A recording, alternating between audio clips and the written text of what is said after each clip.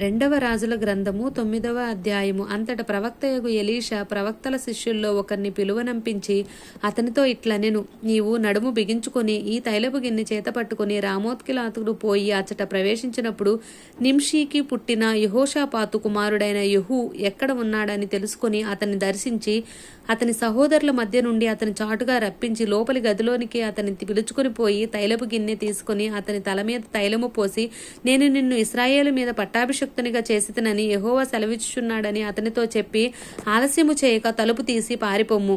ఎవనుడైనా ఆ ప్రవక్త పోవలనని బయలుదేరి రామోత్కిలాదునకు వచ్చినప్పటికీ సైన్యాధిపతులు కూర్చుని ఉండిరి. అప్పుడతడు, అధిపతి, నీకొక సమాచారము తెచ్చితనని చెప్పగా యెహూ, ఇందరిలో అది ఎవరిని గూర్చినదని అడుగగా అతడు, అధిపతి, నిన్ను గూర్చినదే అనెను.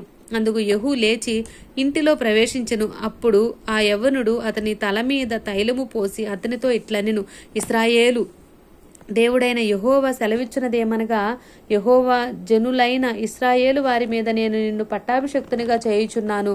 కాబట్టి నా సేవకులైన ప్రవక్తలను హతము చేసిన దానిని బట్టియు యెహోవా సేవకులందరినీ హతము చేసిన దానిని బట్టియు యెజెయేలునకు ప్రతీకారము చేయనట్లు నీవు నీ యజమానుడైన ఆహాబు సంతతి వారిని హతము చేయుము. ఆహాబు సంతతి వారందరూ నశించుదురు. అల్పుల్లోనేమి గనుల్లోనేమి ఆహాబు సంతతిలో ఏ పురుషుడును ఉండకుండా అందరినీ నిర్మూలము చేయుము. నెబాతు కుమారుడైన యెరోబాము కుటుంబీకులను అహియా కుమారుడైన బయేషా కుటుంబీకులను నేను అప్పగించినట్లు ఆహాబు కుటుంబీకులను నేను అప్పగించుదును. యెజెయేలు పాతిపెట్టబడక యెజ్రెయేలు భూభాగమందు కుక్కల చేత తినివేయబడును. ఆ యవ్వనుడు ఈ మాటలు చెప్పి తలుపు తీసి పారిపోయెను. యెహూ బయలుదేరి తన యజమానుని సేవకుల యొద్దకు రాగా ఒకడు, ఏమి సంభవించినది? ఆ వెర్రివాడు నీ యొద్దకు వచ్చిన హేతువేమని అతన్ని అడుగగా అతడు వాని మాటలు నీ వెరిగేయున్నావని చెప్పెను. కాబట్టి వారు, అదంతయు వట్టిది, జరిగిన దానిని మాకు తెలియచెప్పమనగా అతడిట్లనెను, నేను నిన్ను ఇశ్రాయేలు మీద పట్టాభిషిక్తునిగా చేయుచున్నానని యెహోవా సెలవిచ్చుచున్నాడని అతడు నాతో చెప్పెను. అంతటా వారు అతి వేగరముగా తమ వస్త్రములను పట్టుకొని మెట్ల మీద అతని కింద పరిచి బాకా ఊదించి యెహూ రాజయ్యున్నాడని చాటించిరి. ఈ ప్రకారము నింషీకి పుట్టిన యెహోషాపాతు కుమారుడైన యెహూ యెహోరాము మీద కుట్ర చేసెను. అప్పుడు యెహోరామును ఇశ్రాయేలు వారందరూ సిరియా రాజైన హజాయేలును ఎదిరించుటకై రామోత్కిలాదు దగ్గర కావలియుండిరి. అయితే యెహోరాము సిరియా రాజైన హజాయేలుతో యుద్ధము చేయుచుండగా సిరియన్ల వలన తాను పొందిన గాయములను బాగుచేసి కొనుటకై యెజ్రెయేలు ఊరికి తిరిగి వచ్చిచుండెను. అంతటా యెహూ, నీకు అనుకూలమైతే ఈ సంగతి తెలియచేయబడకుండానట్లు ఈ పట్టణములో నుండి ఎవనినైనను యెజ్రెయేలు ఊరికి తప్పించుకొని పోనీయకుమని ఆజ్ఞ ఇచ్చి రథము ఎక్కి యెజ్రెయేలు ఊరిలో యెహోరాము మంచము పట్టి ఉండగా అచ్చటికి పోయెను. మరియు యూదారాజైన అహజ్యా యెహోరామును దర్శించుటకై అచ్చటికి వచ్చి ఉండెను. యెజ్రెయేలు గోపురము మీద కావలి ఉండి వాడు నిలిచి ఉండి యెహూతో కలిసి వచ్చుచున్న సైన్యమును చూచి, సైన్యం ఒకటి నాకు కనబడుచున్నదని తెలియచెప్పగా యెహోరాము ఒక రౌతును పిలిచి వారిని ఎదుర్కొనబోయి సమాధానముగా వచ్చుచున్నారా అని అడుగమని చెప్పి పంపమని వానితో సెలవిచ్చెను. కాబట్టి ఒకడు గుర్రము ఎక్కిపోయి అతన్ని ఎదుర్కొని సమాధానముగా వచ్చుచున్నారా అని అడుగమని రాజు నన్ను పంపెననిగా యెహూ, సమాధానంతో నీకేమి పని? నీవు నా వెనుకకు తిరిగి రమ్మని వానితో చెప్పగా ఆ కావలివాడు పంపబడినవాడు వారిని కలుసుకొనిను గాని తిరిగి రాక నిలిచెనని సమాచారము తెలిపెను. రాజు రెండవ రౌతును పంపగా వాడు వారి యొద్దకు వచ్చి సమాధానముగా వచ్చుచున్నావా అని అడుగమని రాజు నన్ను పంపెననగా యెహూ సమాధానముతో నీకేమి పని? నా వెనుకకు తిరిగి రమ్మని వానితో చెప్పెను. అప్పుడు కావలివాడు వీడును వారిని కలుసుకొనికి తిరిగి రాక నిలిచెనని మరియు అతడు వెర్రి తోలడము తోలుచున్నాడు గనుక అది నింషీ కుమారుడైన యెహూ తోలడం వలననే ఉన్న రథమనెను.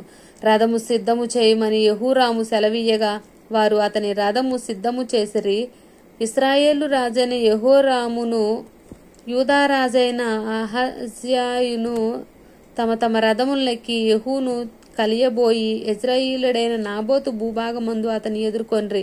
అంతటా యెహోరాము యెహూను చూచి, యెహూ సమాధానమా అడుగగా యెహూ, నీ తల్లి అయిన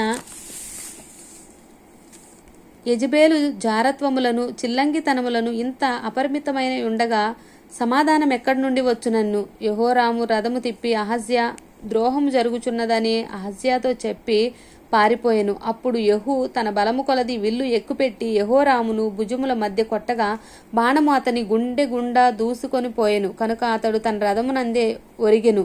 కాగా యెహూ తన అధిపతి అయిన బిద్కదురును పిలిచి ఇట్లనెను, అతని ఎత్తి యెజ్రెయేలీయుడైన నాబోతు భూభాగమందు పడవేయుము. మనమిద్దరమును అతని తండ్రి అయిన అహాబును వెనుక గుర్రములెక్కి వచ్చినప్పుడును యెహోవా అతని మీద ఈ శిక్ష మోపిన సంగతి జ్ఞాపకము చేసుకొను. అప్పుడు యెహోవా సెలవిచ్చినదేమనగా, నిశ్చయముగా నాబోతు రక్తమును వాని కుమారుల రక్తమును నిన్నటి దినమున నేను చూచినది కనుక ఈ భూభాగమందు నేను దానికి ప్రతీకారం చేయుదును. ఇదే యెహోవాకు. కాబట్టి నీవు యెహోవా మాట చొప్పున అతని ఎత్తి ఈ భూభాగమందు పడవేయుము అనెను. యూదారాజైన అహజ్యా జరిగిన దాన్ని చూచి వనములోని నగరి మార్గముగా పారిపోయెను. అయినను యెహూ అతని తరిమి రథమునందు అతని హతము చేయుడని ఆజ్ఞ ఇచ్చెను. కనుక వారు ఇబ్లెయాము దగ్గరనున్న గూరునకు పోవు మార్గమందు అతని కొట్టగా అతడు మెగిద్దోగు పారిపోయి అచ్చట మరణమాయెను. అప్పుడు అతని సేవకులు అతని రథము మీద వేసి యెరూషలేమునకు తీసుకొని పోయి దావీదుపురమందు అతని పిలువగా సమాధిలో అతని పాతిపెట్టిరి. అహజ్యా అహాబు కుమారుడైన యెహోరాము ఏలుబడిలో 11వ సంవత్సరమందు యూదాను ఏలనారంభించెను.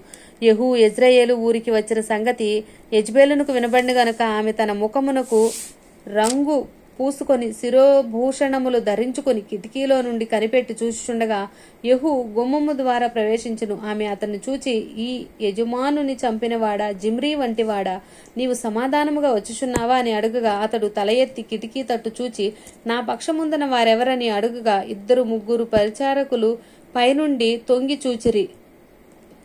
దీనిని క్రింద పడవేయుడని అతడు చెప్పగా వారు దానిని క్రిందకు పడద్రోసినందున దాని రక్తములో కొంత గోడ మీదను గుర్రముల మీదను చిందెను.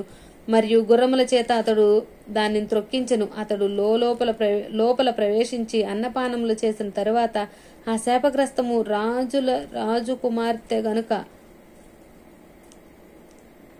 ఆ శాపగ్రస్తురాలు రాజకుమార్తె గనుక మీరు వెళ్లి దానిని కనుగొని పాతిపెట్టుడని ఆజ్ఞ ఇయ్యగా వారు దానిని పాతిపెట్టబోయిరి. అయితే దాని కపాలములను పాదములను అంతా చేతులను తప్ప మరి ఏమీ కనబడలేదు. వారు తిరిగి వచ్చి అతనితో ఆ సంగతి తెలియచెప్పగా అతడిట్లనెను, ఇది యెజబేలని ఎవరును గుర్తుపట్టలేకుండా యెజ్రెయేలు భూభాగమందు కుక్కలు యెజబేలు మాంసమును తినును. యెజబేలు యొక్క కళేబరమును యెజ్రెయేలు భూభాగమందున్న పెంటవలే నుండును అని తన సేవకుడును తిష్బీయుడగు ఏలియా ద్వారా యెహోవా సెలవిచ్చిన మాట చొప్పున ఇది జరిగెను. ఆమేన్.